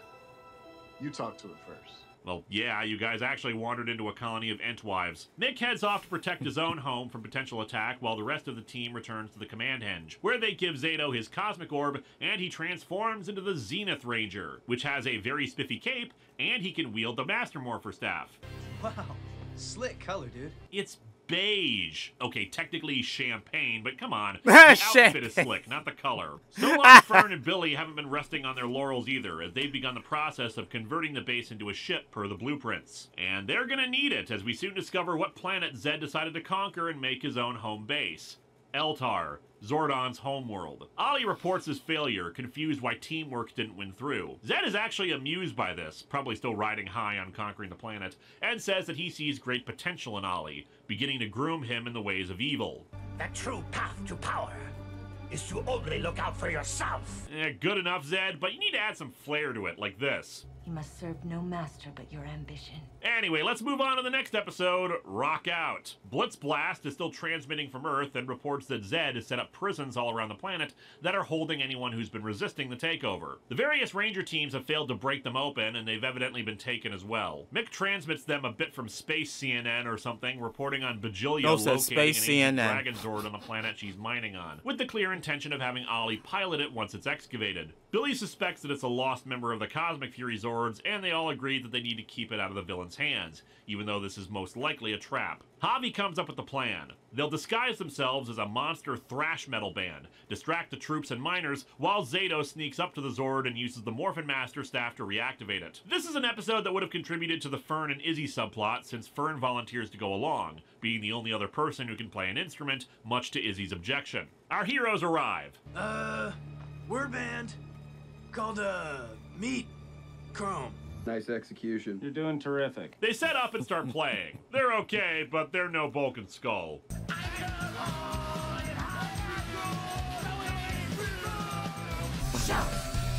Let it all out! These are the things we can do without, come on! Ironically, the song continually calls out for people to shout, yet I realized one of the weird issues with this season, nobody shouts. There's no yelling. It's always at normal levels. I don't know if this is a technical issue because of their equipment and they're afraid of peaking, or if for some reason they're just not allowed to shout, but it makes moments that should be intense feel a bit more lifeless. It's not a huge detriment, but I noticed it regardless. Ollie sees through the disguise and they morph. There will be no encores! Still, the plan succeeds, and they successfully retrieve the Zord. However, before they leave with it, Ollie slaps a tracking device on it. Back at the command henge, they get a secret transmission from Tarek, who reports that a ton of civilians have formed a resistance alongside the Rafconians. They have a spy on the inside who's helping them, and that spy's name was General Hux. Hey, that yo. spy has already uncovered that each squid drill is projecting part of the anti-Zord force field. As a result, if you destroy even one of them, you can punch a hole in it. He tells them to contact them on that frequency to coordinate their plans for the counterattack. On Eltar, we learn that Squilia's got a boyfriend. He's so dreamy. Ooh, I don't know, Squilia. That looks like the kind of guy who's got two sides to him. Anyway, thanks to the tracking device, Ollie and Bajilia prepare to head out to Eridus to finally destroy the Rangers, leading us to Episode 6, Takeoff. The engines need to be tested before they can lift off, so the Rangers are flying around in the Zords to make sure everything's safe. Heads up. Approaching that seismic activity. Whoa! A giant tentacle? Who shall we have worm sign the likes of which even God has never seen? The creature is a fully grown scuttleworm, which the Zords take on during the engine test. The base is a vibration that needs to be repaired from the outside, Solon and Billy taking care of it, but they soon lose contact with Solon, and it's clear she was taken by the scuttleworms as food for their young. Ollie and Bajilia arrive in orbit and begin searching for the team, though fortunately, Billy was able to equip the base with a cloaking device. Zato is able to use the Morphin Master staff to locate Solon, though the process exhausts him to the point of fainting. Unfortunately, since the villains can't locate them, they start firing randomly from orbit, which will wake up every scuttleworm on the planet. Zato and Izzy head out to try to retrieve Solon, while the others go after the monster shooting at them. However, the two going to the cave are intercepted by Ollie, who explains how he find them. Ollie with the exposition. Who cares? Hey now, Izzy, being glorified Wikipedia is basically my whole thing with this retrospective, don't knock it. Fern, overhearing how both teams are busy, takes the Cosmic Fury Morpher meant for Ollie and heads down into the cave. She doesn't intend to morph with it. The Morpher also has a blaster function, which also makes it pretty cool in my opinion. Fern frees Solon, but the Morpher is damaged in the fight, as are Solon's cybernetics. Fern tries to help her up, but the sparks from her electronic systems merge with the damaged Morpher, infusing it with some of Solon's DNA. Science, huh? Ain't it a thing? And transforms Fern into the Orange Ranger. It's definitely spandex. Dr. K starts frothing at the mouth somewhere, and she doesn't know why. After the two rejoin the others, everyone retreats back to the ship and take off, having to disable the cloaking device to have maximum power. We cut over to Squilia as she hangs out with Heckle, saying he's the only bright spot in this boring assignment on Earth. I think of myself as more of a shadowy menace. Oh god, I missed you, Heckle. Anyway, Squilia is told by Zed that the Cosmic Fury Rangers are on their way. Back over to the Astro Megahenge, Solon fills in the others about Fern's rescue and how the Cosmic Fury Orb bonded with her during it. We get what was probably going to be the conclusion of the arc between Fern and Izzy, the latter accepting her as a ranger and recognizing that her fears were unwarranted. Zed, meanwhile, continues his grooming of Ollie. There is a saying in this universe: no peace for the strongest, only survival. That sounds really stressful and annoying. Perhaps you would be happier in another job. He says that all the other warlords and emperors who have come before him have lost and been destroyed. But not you. No. He lost like 100 times and was eventually turned to dust, or a yuppie depending on your point of view. Still, Zed explains that the only way to truly survive is to be the most powerful being there is, which he thinks the Morphin Master energy will grant him. Now on to Episode 7, Operation Seasoning. The Rangers arrive at Earth, Zato having slept the entire journey. The title refers to their plan. Tarek's spy will disable the squid drill over Pine Ridge, while the two Megazords the Cosmic Fury Rangers have will remain in orbit. In theory, they'll cause a chain reaction that disables the anti-Zord field, and the two Megazords, the Dragon Zord creates another Megazord, didn't mention it earlier, will attack, take out the remaining squidrills, and open up the prisons to free the other Ranger teams. On board Squilia's ship, Heckle tries to get the villainess to leave the ship and go on a spa day, but her general convinces her to stay. Don't sweat it, Squilia. Heckle's just introducing you to the boomerang to your face challenge that's all over TikTok. Unleash the power. Dino Charge, Dark Ranger. I would just like to note that Dino Charge is now up to 11 Rangers! And okay, a bit of an explanation is needed here. There were rumors at the time of Dino Charge that Heckle was going to become another Ranger thanks to the Dark Energem. This mostly stemmed from the toys, where if you put the Spinosaurus Dino Charger into the Morpher, it would announce it was for the Talon Ranger. Thus, fans speculated that the Talon Ranger was going to be their version of the character Death Ryuger from the Sentai. However, it's been revealed that the Talon Ranger was actually an early name for Xenowing's Silver Ranger. They had no plans to use the Death Ryuger suit because the character came from Kyo Ryuger's movie, thus different rights and more money would have to be spent on it. However, rights issues are bullcrap, so the same cannot be said for the Boom Studios comics, wherein Heckle appeared as a character and indeed became the Dark Ranger thanks to the Dark Energem. And for whatever reason, they decided to bring that whole thing over to this season, though apparently he has the wrong helmet for Death Ryuger. Simon Bennett just said that that was the helmet helmet Toei provided them with the suit. Now, me personally, I think they should have just gone with calling him the Talon Ranger here. Nothing against the concept or Heckle becoming a Ranger, but quite frankly, if you're going to call a character the Dark Ranger, their outfit should look really dark. Black being the primary color scheme. Heckle's Dark Ranger is primarily navy blue, red arms, and white gloves, plus a really huge gold arm fin thing. It is a meh color scheme to match something with the descriptor Dark Ranger. The Phantom Ranger is more what I would think of as a Dark Ranger. And I would just like to note that if you count Dino Fury and Cosmic Fury together, Dino Charge has made appearances in every Ranger series since its airing. They have. Weird, isn't it? Anyway, no explanation is given how or why Heckle got here. Sure, the dimensional teleport tech from Wes, but were they summoning help from the other universes to come to their aid and only Heckle was available? Unfortunately, the Dark Ranger fails and Heckle is captured. The force field remains up as the Megazords are disabled after entering the atmosphere. Operation Seasoning has failed before we've hit the 7-minute mark of the episode. I know the first casualty in a battle is the plan, but it's kind of impressive how badly this went. All the Rangers except for Zato and Ion are captured, the former using the Morphin Master Staff to send the Zords away for safekeeping,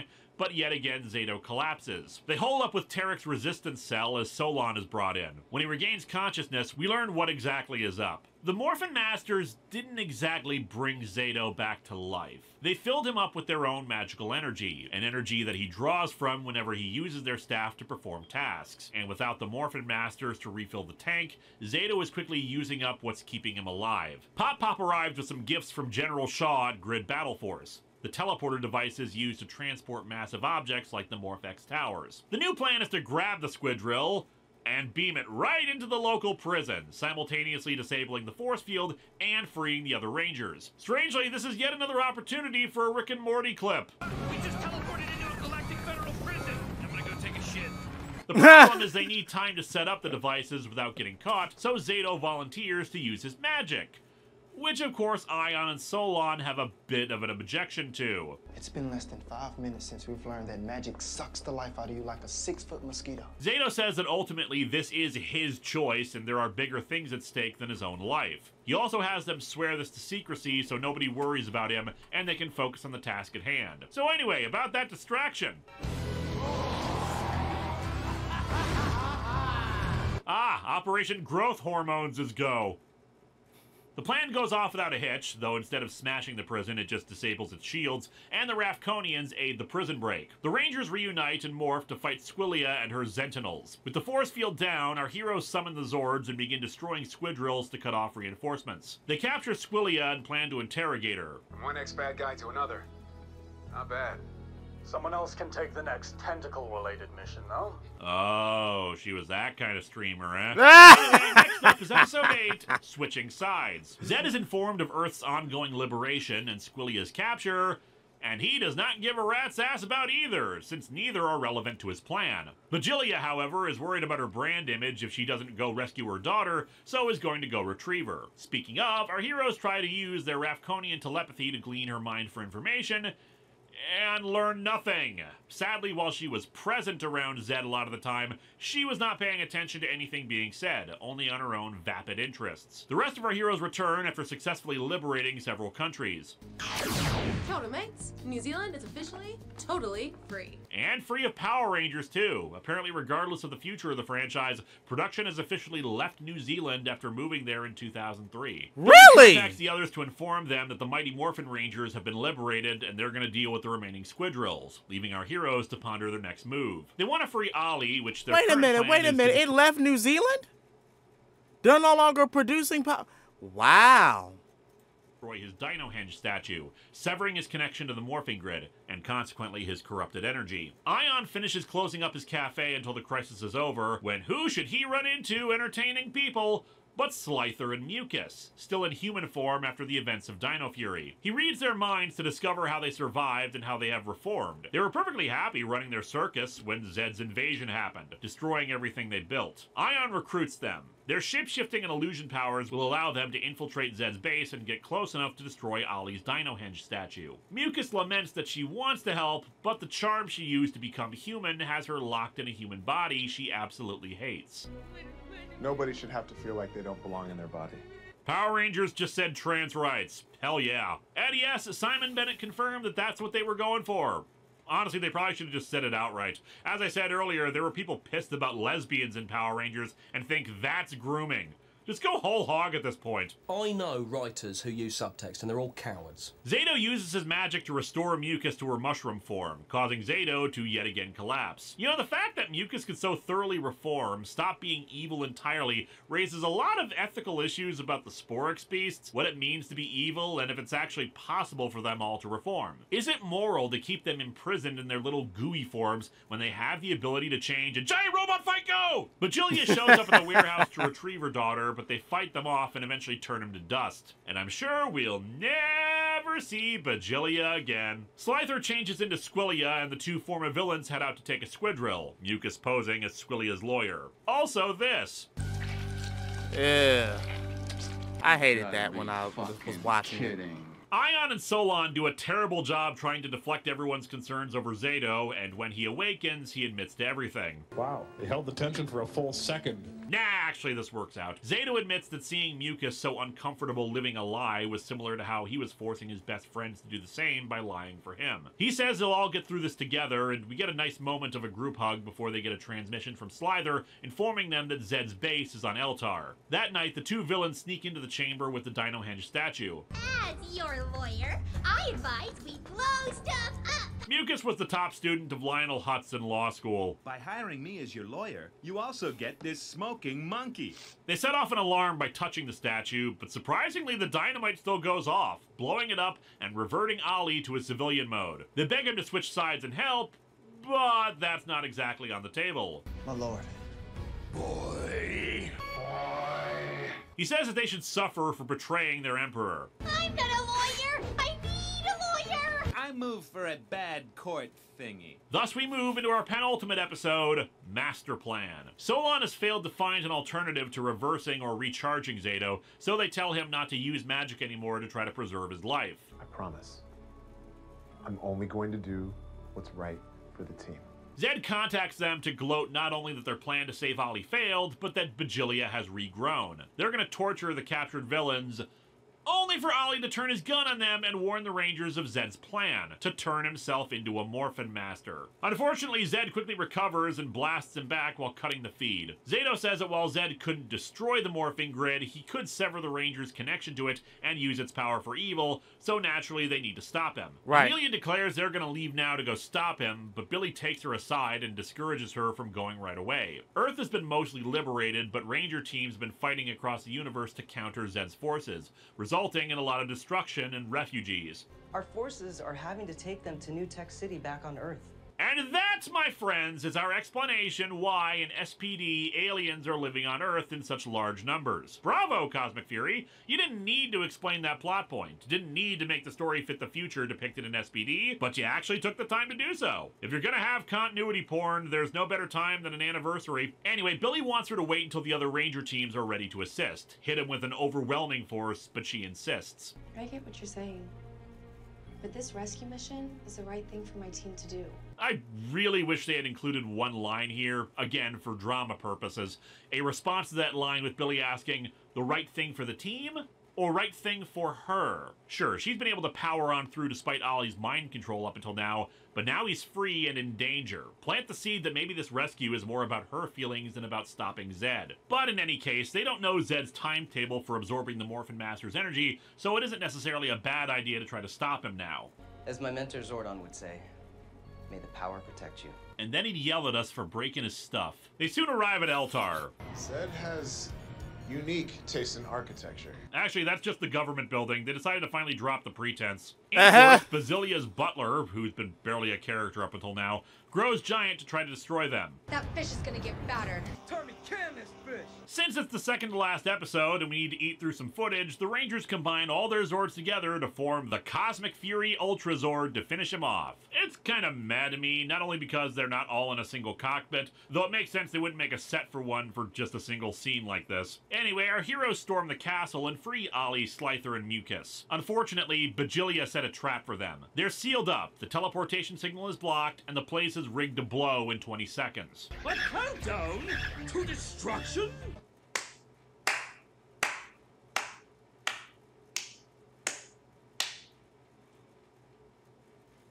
With no other choice, Zato uses the last of his magical energy to create a protective shield around the team. Zato is pulled back into the morphing grid, but Ion, refusing to let him go, has his consciousness pulled along for the ride. They head back to the base ship to plan their next move. Slither attends to Ion. He could be dreaming, or something.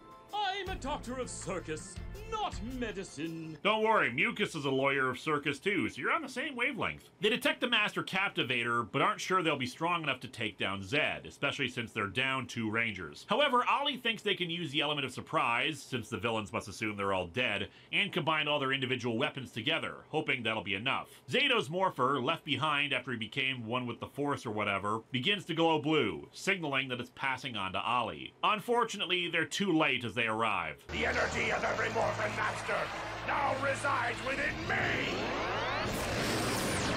Good upgraded look for him. It's basically taking the design elements of his regular appearance and amplifying them while adding some more regal qualities like the cape that resembles the Morphin Master's. He carves his letter into the cliffside. A giant N? What? No, it's a Z. Oh, shut up, Lord Ned. Actually, he calls himself Master Zed now, and they try to use the combined weapons on him, but it does nothing. They summon the Zords to try to hit him with everything they've got, and Zed annihilates them each with a single shot. If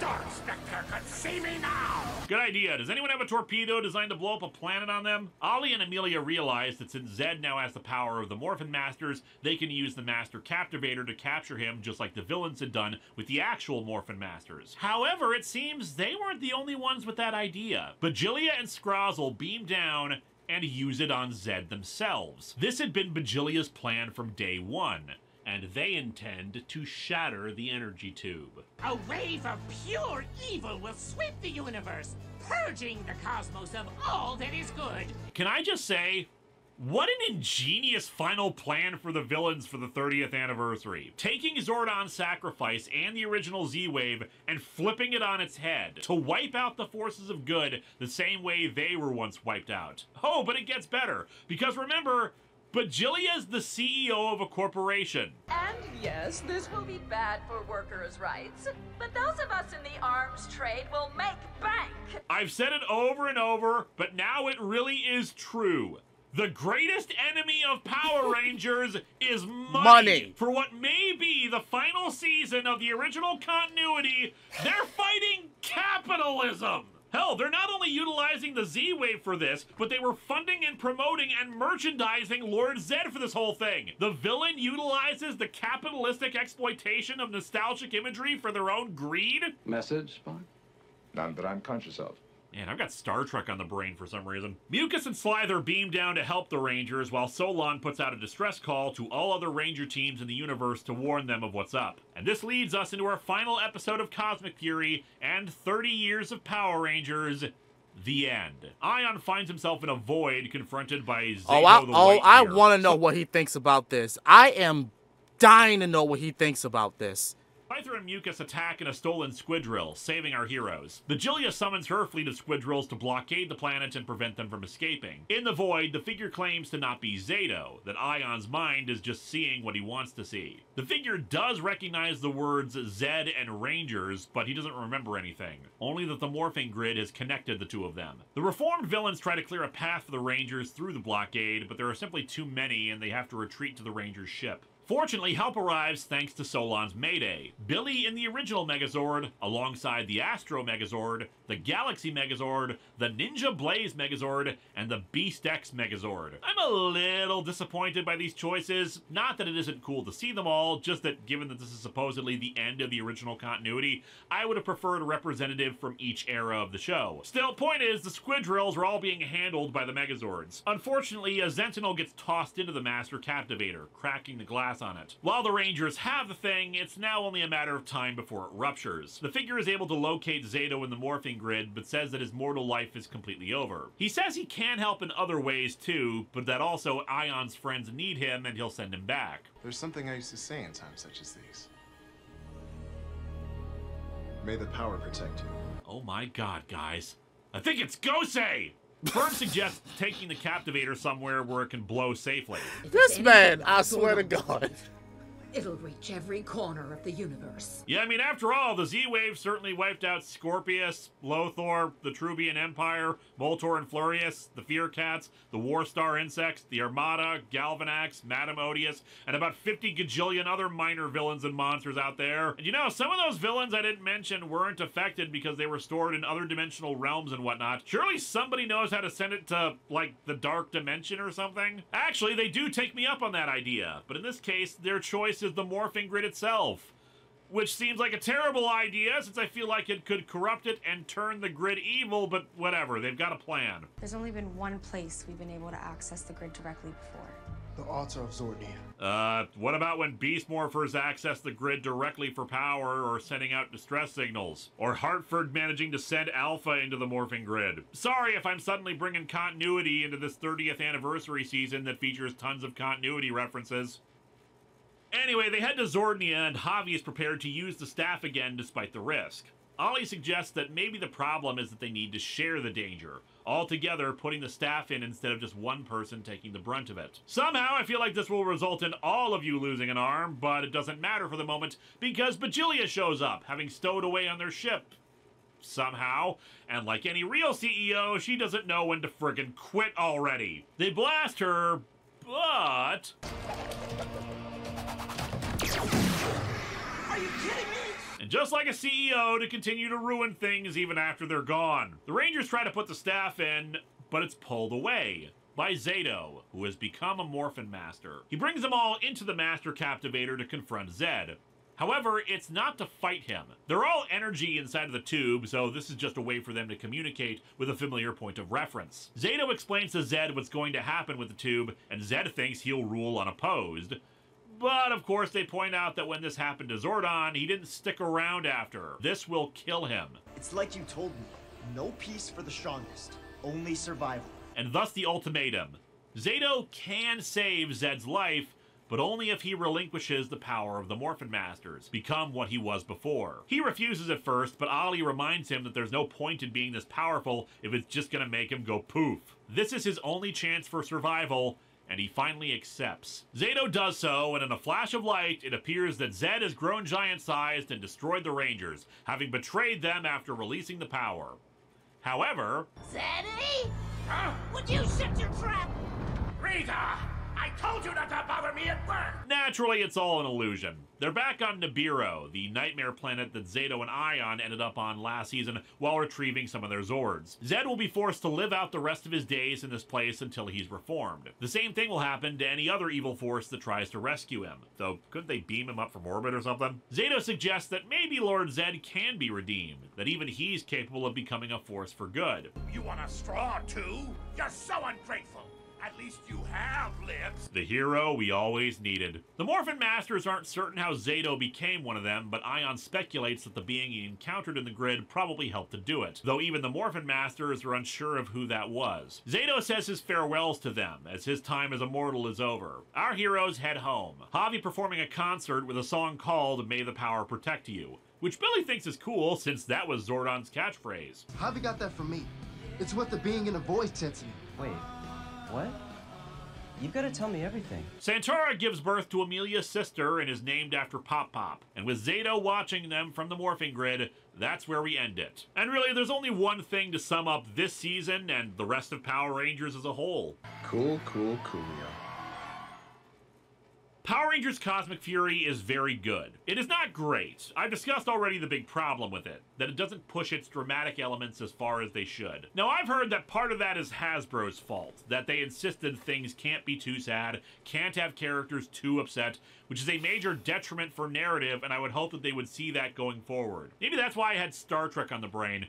Gene Roddenberry had edicts in place during the early seasons of The Next Generation, that humans had to be perfect, no disagreement or arguments, no mourning the dead, because in his super special future utopia, humanity didn't do those kinds of things. And that frankly makes for boring-ass stories. But Cosmic Fury is not boring. In fact, one of the great things about this season being only 10 episodes is that there's a ton of momentum. You're never bored with the show because the narrative is always moving forward. The threat of Lord Zed, Ollie's mind control, getting stranded on Eridus, etc. And yet it doesn't feel like it's moving so fast that there's no chance for dramatic moments. This is the first time in a long while where I watched the season once before doing it again for this history video. It was that good. Mind you, again, having only 10 episodes helped a lot with that. While it wasn't a massively thorough revisit to every past Ranger season, while we didn't have tons and tons of cameos from across the franchise, an army of Rangers ready to stand and fight Lord Zed in a final battle or anything like that,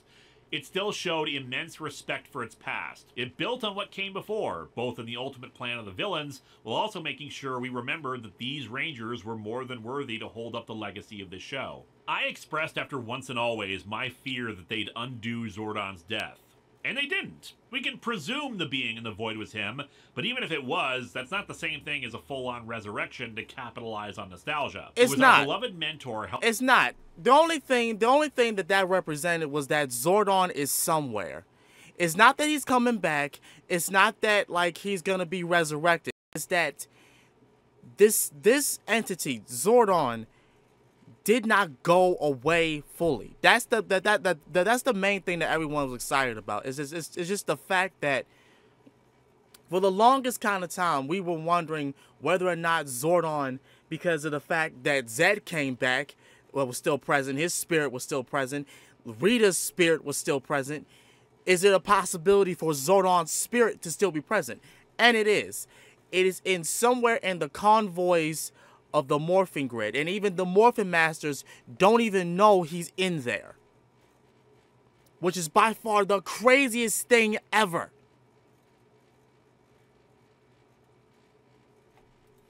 Helping out the Rangers one last time from wherever he was, helping resolve the situation not with violence, but wisdom. And what a way to defeat Zed after everything that's happened.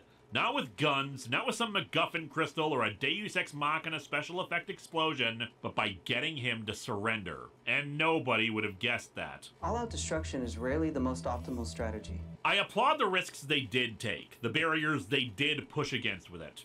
I just really wish they had gone a little farther with it, because I know they could have done so much more. But even without that, Cosmic Fury is fun and interesting. It is is one of the best narratives of all to include all the team in some capacity contributing. This truly was a team effort, and although there wasn't as much character development with Izzy and Fern like was planned, the decisions they made still ultimately led to overall victory. Ion gets the lion's share of character development. Instead of being a goofball obsessed with food, having lost Zato only to get him back and potentially lose him once more drove him to be more serious, and his appeal to Zordon led to Zato's ascension and their salvation. Amelia steps up as a leader, not only taking charge and bringing order to chaos, but being supportive and helpful, like redirecting Ion from moping about their decisions to cooking food for them while trapped on Eridus. She shows how worthy she was to be in the Red. And hey, the first proper main character female Red Ranger, that's gotta count for something. Javi's plot was the one that could definitely have gone on longer and with more intensity, but ultimately it led to their recovery of the Dragon Zord in a goofy but oh so Power Rangers plan. And of course, it was Ollie being evil for most of the season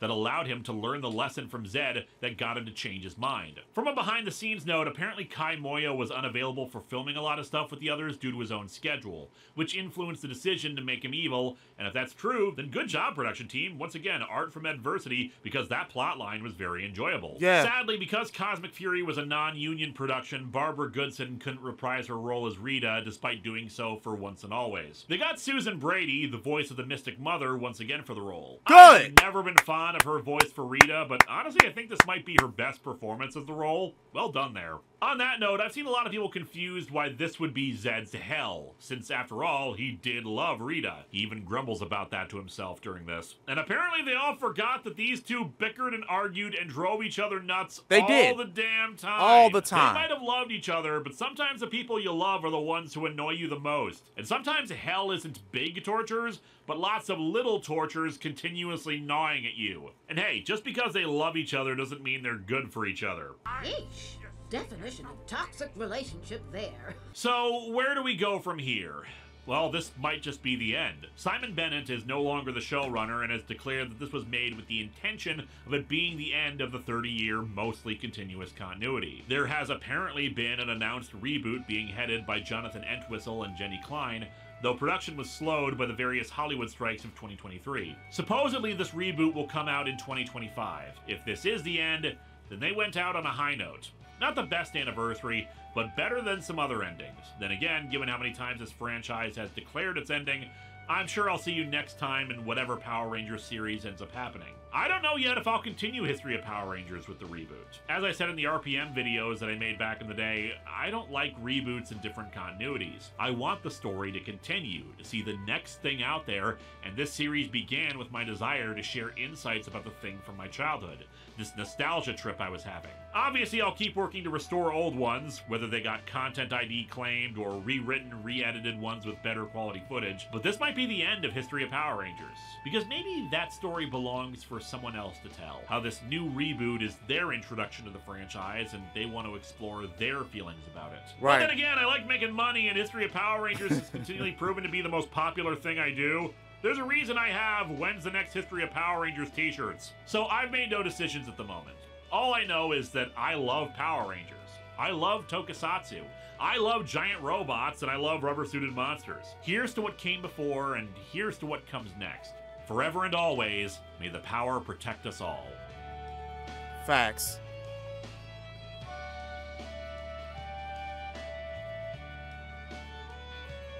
Oh, I like that poster.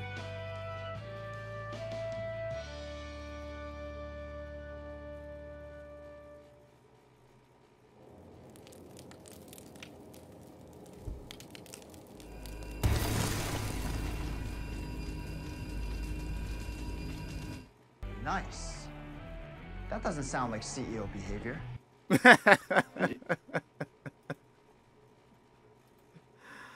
Oh, man. So, as promised, History of Power Rangers Cosmic Fury, along with surprisingly Once and Always. What do you know? I gotta say, if this really is the end, then hey, I'm glad it ended that way. Hopefully the reboot won't suck. It'll be just as good. And yeah. Let me know in the comments down below what you thought about this. I know y'all are going to, you know, support Linkara in his original video, and please do, because the original video will be in the description. And yeah, this has been Master Sakurai. I love you guys, and I'll see you all again. I'm out. Peace.